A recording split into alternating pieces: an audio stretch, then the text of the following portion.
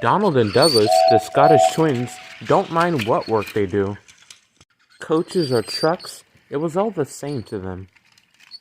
This meant that they usually handled trucks, as the big engines all dislike them.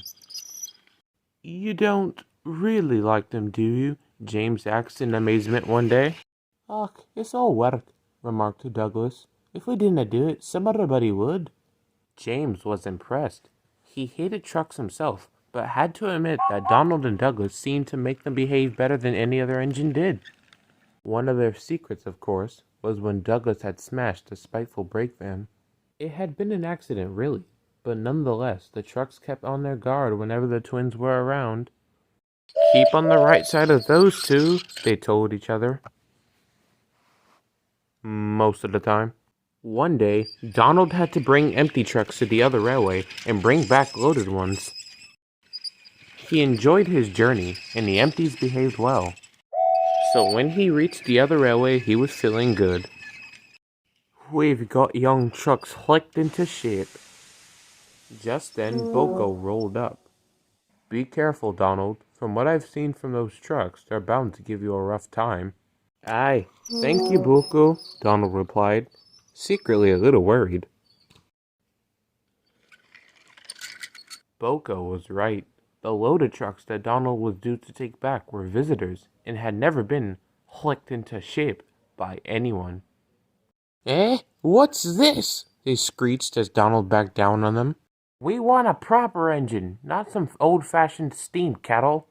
"Old-fashioned?" snorted Donald. "I'll teach you a lesson. Take that!" And he gave the trucks a hard bump. But all they did was snicker in response. "Ooh, he's cross," they whispered to one another. "We'll have some fun." Soon, Donald was coupled up and set off.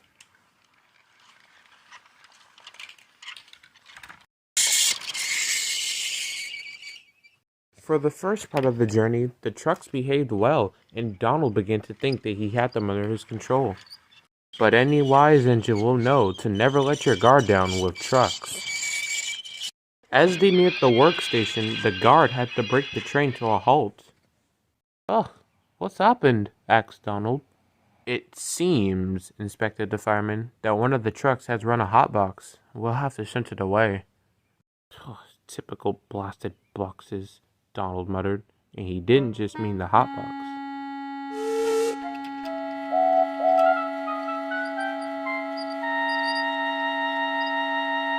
Outside the next station, the guard had to help fasten a brake rod, which had slipped on, accidentally on purpose.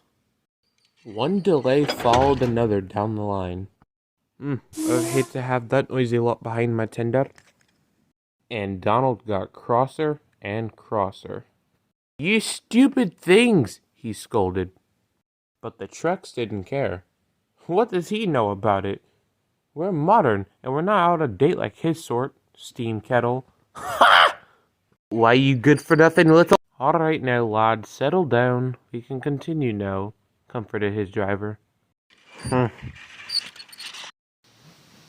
At the top of Gordon's Hill, Donald stopped so his crew could have time to pin down the brakes along the train. He was eager to restart, and so, unfortunately, restarted quicker than he meant to. The jerk and turn broke an old cupping hood halfway down the train. Gradually, the back half of the train began to follow the former in pursuit. Donald's driver looked back, feeling the snatch. They were already halfway down the hill, but, to his horror, picking up speed were the last trucks. "Oh no, we've got to keep ahead of them, Donald. Quick now, I just hope there's nothing in the platform at Edward Station." But we're supposed to stop there and leave some of these trucks," objected Donald. "Can I help that now?" he replied. "If those trucks catch us, we'll stop even quicker than that, because they'll knock us off the rails." What are we waiting for then?" answered Donald, and put on speed. For a while, it was touch and go. The driver says that if the guard hadn't put on the brakes, Donald wouldn't have been able to keep ahead, but he managed it. Just. Not long after, they saw Edward station up ahead. Whistling frantically, Donald raced through it, the truck following, screaming with fright. Quickly, the signalman summed up the situation and set the signal ahead. He set the line as far as he could, and Donald flew past safely. Then came the trucks, but to the signalman's relief, he saw that they were slowing down by the time they reached him. With a groan of relief, they stopped, at last, just beyond his signal box. The signalman went back into his box and put out a obstruction danger warning down the line. All traffic halted, he announced as he set all of his signals to red. Then he waited. Once he was sure that the trucks had stopped, Donald stopped too, half a mile further on. "We shall need permission to go back," said the driver to the fireman. "Go back and clear it with the signalman, please, would you?" When he had permission, Donald was able to run carefully back towards his trucks. He bumped them fiercely. "Now will ye behave?" This time, the trucks had scared even themselves. Well, how do I, that is to say, get to the point, man. We will, Donald, they quivered. At last, Donald was able to complete his journey with no more trouble. "Oh, we shan't let this happen again," sighed his driver. Donald could do nothing but agree with him.